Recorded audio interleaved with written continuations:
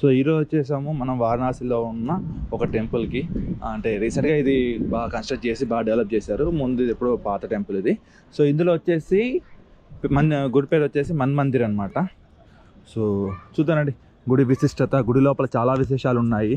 So ఇక్కడ నేను తెలుసుకున్నంత వరకు అయితే చాలా లోపల విశేషాలు ఇంకా చాలా ఉన్నాయి. సో ఒకసారి మీరు కూడా చూపిస్తారు లోపల ఏంటి ఆ విశిష్టత ఏందని చూపిస్తారండి.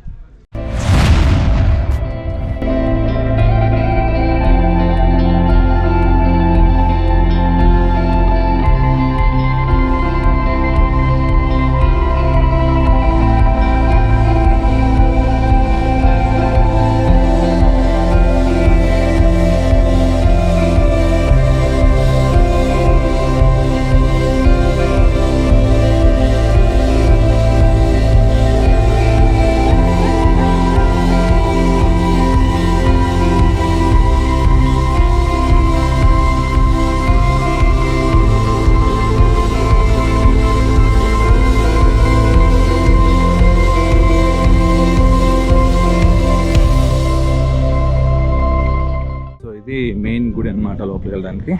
సో మీరు ఒకవేళ చెప్పులు ఏమైనా ఉంటే బయట ఇక్కడ పెట్టుకోవచ్చు. పూలు ఏమన్నా కావాలంటే తీసుకొని లోపలికి తీసుకెళ్ళచ్చు. సో లోపల మనం స్టార్టింగ్ రాగానే మనకి కనిపించేసి నందీశ్వరుడు. సో వైట్, అది కూడా ప్యూర్ మార్బుల్ వైట్లో నందీశ్వరుడు కనిపిస్తాడు. దర్శనం చేసుకున్నాము. శివాయ. సో అక్కడ నుంచి మనం అబ్జర్వ్ చేస్తే గుడికి రెండు పక్కల కూడా ఏనుగులతోటి స్వాగతం.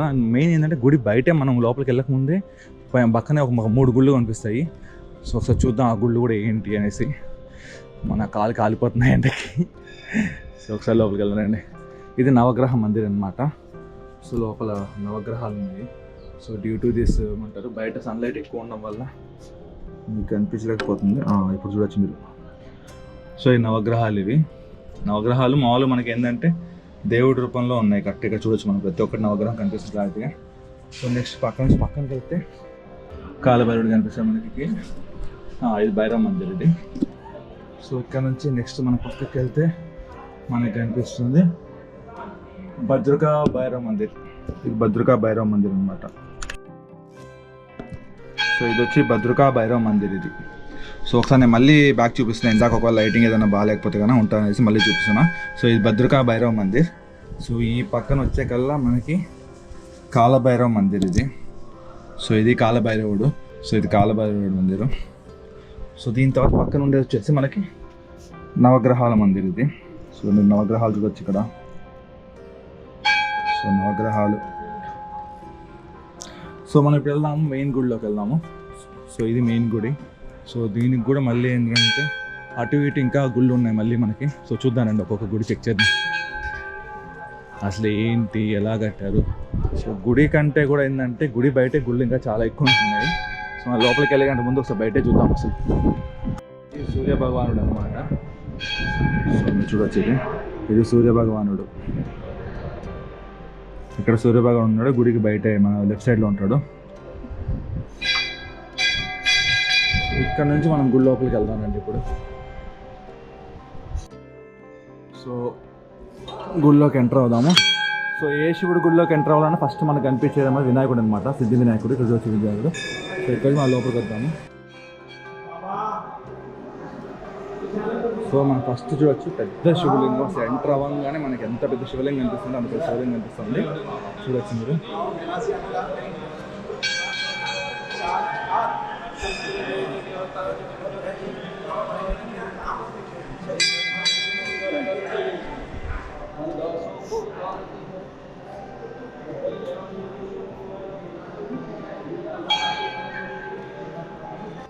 సో ఇక్కడ మెయిన్ ఫస్ట్ పెద్ద శివలింగం ఉంది. సో ఇక్కడతో స్టార్ట్ అవుతుంది మనకి శివలింగం మెయిన్ ఫస్ట్. అదే శంభో శంకర. काशी विश्वनाथ गंगे आप मणि मंदिर पधारे हुए हैं। आप दिव्य टोटल शिवलिंग है 203 शिवलिंग है जिसके आप दर्शन कर रहे हैं। इसमें 171 नर्मदेश्वर है जो नर्मदा जी में पाए जाते हैं। स्फटिक लिंग है 30 और पार्थिव शिवलिंग है 2, एक भगवान राम दरबार में है और एक अन्नपूर्णा जी में। और ये जो धर्म संघ स्थापन है मणि मंदिर, इसकी स्थापना धर्म सम्राट स्वामी करपात्री जी महाराज जी ने की थी। इसका जीर्णोद्धार अभी 2018-19 में हुआ है। जितने भी हमारे सनातन के देवी देवता हों सबको आपको यहाँ धर्म समाज स्वामी करपात्री जी महाराज विराजमान हैं। उनके शिष्य श्री 1008 श्री लक्ष्मण चैतन्य जी महाराज और 10 महाविद्याओं को तो देख ही रहे हैं आप, और राम दर्शन का भी किया होगा। 12 ज्योतिर्लिंग है स्फटिक, आपने देखा होगा वहाँ जाकर। और दिव्य सिद्धि विनायक गणेश भगवान है, माँ भगवती जगदम्बा है मंदिर प्रांगण के बाहर, राधा कृष्ण भगवान है, सूर्य भगवान है, और ये महाकालेश्वर का प्रतीक बाबा विश्वनाथ,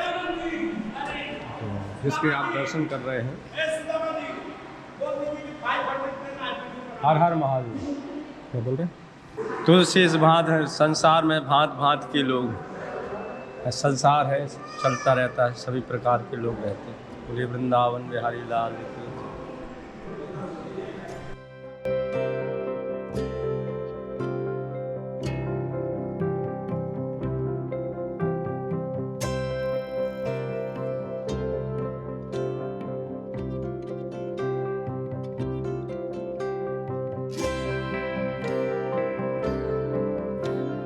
సో మొత్తం వచ్చేసి 203 శివలింగాలు ఉన్నాయన్నమాట ఈ గుడి లోపల.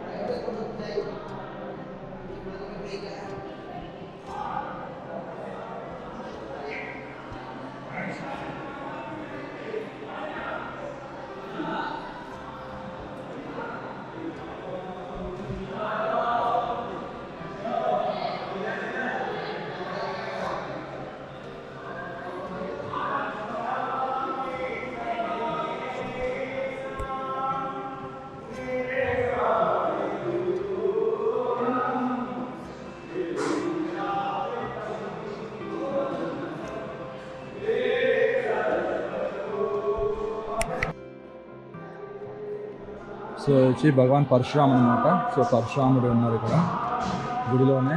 ఒక పక్క పరశురాముడు ఉంటారు. సో ఇంకో పక్క వచ్చేసి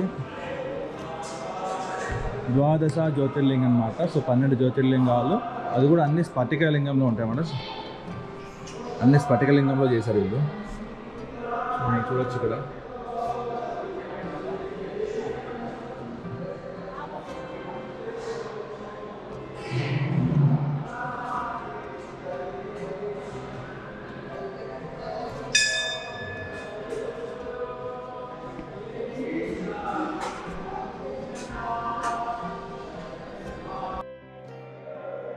సో ఇది సెంటర్ అనమాట.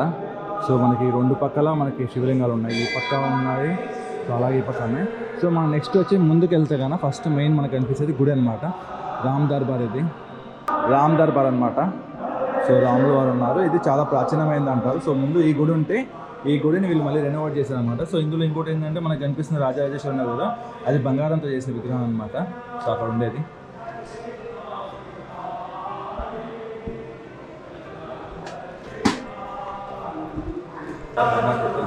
उसके लिए మనం చూసుకుంటే కదా అమ్మవారి దగ్గర వినాయక స్వామి కూడా ఉన్నారు. ఇంకా రామ లక్ష్మణ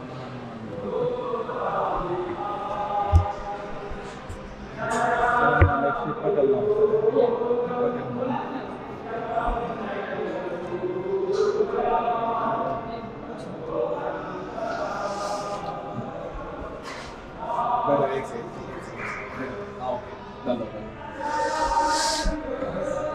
సో ఇది మాకు అన్నపూర్ణ దేవి అనమాట. సో మాకు అన్నపూర్ణ దేవి చూసాం కదా. సో నైవేద్య సైడ్ ఓపెన్ చేసుకోగా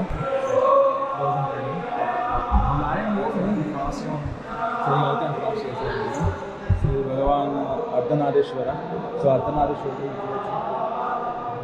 అలాగే ఇంకా లింగాలు ఉన్నాయి. సో ఇది వచ్చి హనుమంతుల వారు. జయ శివరామ శివయ్య ప్రేర్ చేసేది. సో ఇది వచ్చేసి శ్రీ లక్ష్మీనారాయణ. సో లక్ష్మీనారాయణ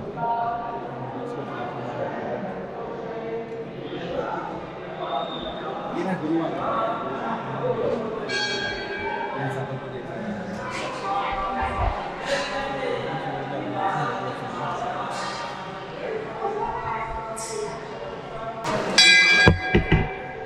సో వినాయకుడు ఉన్నాడు మన మందిర్లో. అలాగే గుళ్ళో నుంచి ఆ పక్క వెళ్తే ఆ పక్క కూడా ఇంకొక ఉన్నారు. అది వచ్చేసి మన రాధాకృష్ణుడు అనమాట. చాలా చూద్దాం.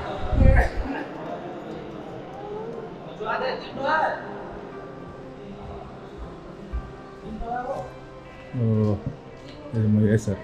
మా దుర్గా గుడి ఇది ముగేశారు. యాక్చువల్లీ టైం ఫర్ లంచ్ అనమాట. సో అన్ని గుళ్ళు ముగేశారు వీళ్ళు. యాక్చువల్లీ ఇంకోటి తెలుసా, వారణాసిలో గుర్తుపెట్టుకోండి, 12 లోపే ఏదైనా ఏ గుడిని దర్శనం చేసుకోవాలి. 12 తర్వాత అన్ని గుళ్ళు ముగేస్తారు. మ్యాక్సిమం అన్ని గుళ్ళు ముగేస్తారు. ఓకేనా. ఇక్కడ రాధాకృష్ణుడి గుడి ఉంది, కానీ ఇది కూడా ముగేశారు ఇప్పుడు టైం అవడం వల్ల, వాళ్ళు నైవేద్య సేవ అవడం వల్ల. సో ఏమున్నా 12 లోపే పెట్టుకోండి. ఏ గుడికి వెళ్ళాలనుకున్నా 12 నుంచి 4 గంటల వరకు అన్ని గుళ్ళు క్లోజ్ అవుతాయి. మ్యాక్సిమం క్లోజ్ అన్ని గుళ్ళు 12-4 వరకు. సో మ్యాక్స్ ఏమున్నా ముందే పెట్టుకోండి. ఓకేనా.